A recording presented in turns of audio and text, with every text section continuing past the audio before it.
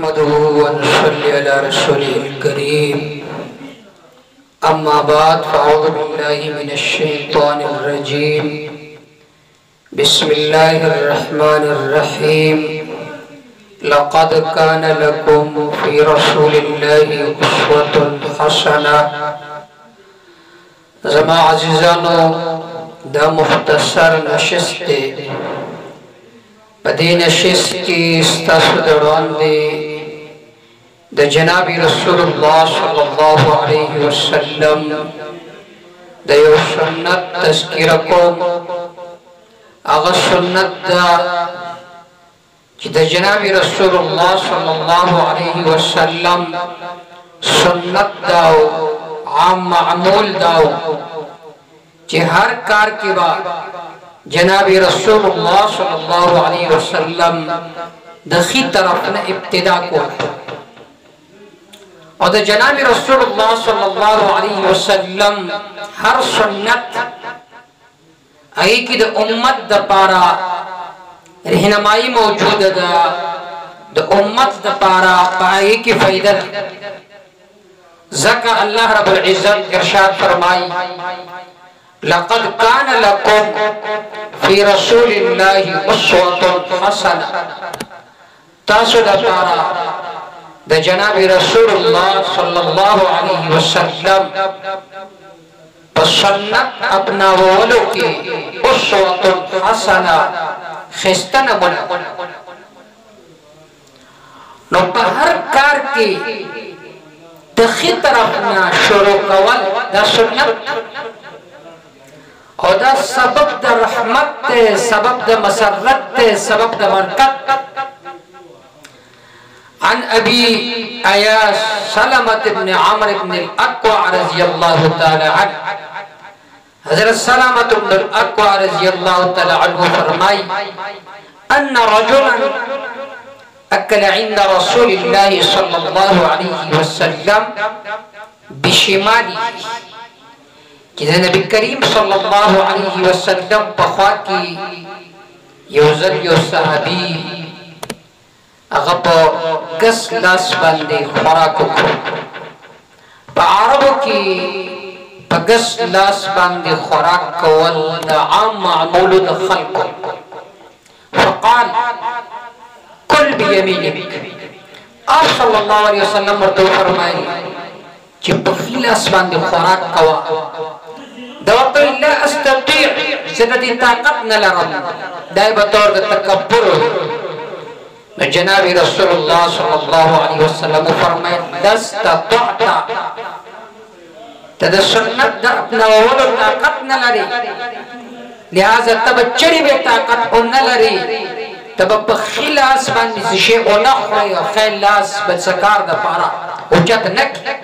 मा मनाअहु इल्ला अल-किबर द किबर द वजना दो बखिलास बंदे खुराक नकोल फमा रफअहु इला फीही नबेद चरिख पलदालास खुली तरफ तो उच्चत नको ज़का जनाबी रसूलुल्लाह सल्लल्लाहु अलैहि वसल्लम दागद पारा बदुआ फरमाई। इमाम मुस्लिम रहमहुल्लाह दा रिवायत किताबुल अशरिबा बाबुत तआम की नकल करे थे। दी रिवायत की मुमताज़ ढेर असबाब दी बुनियादी सबक दा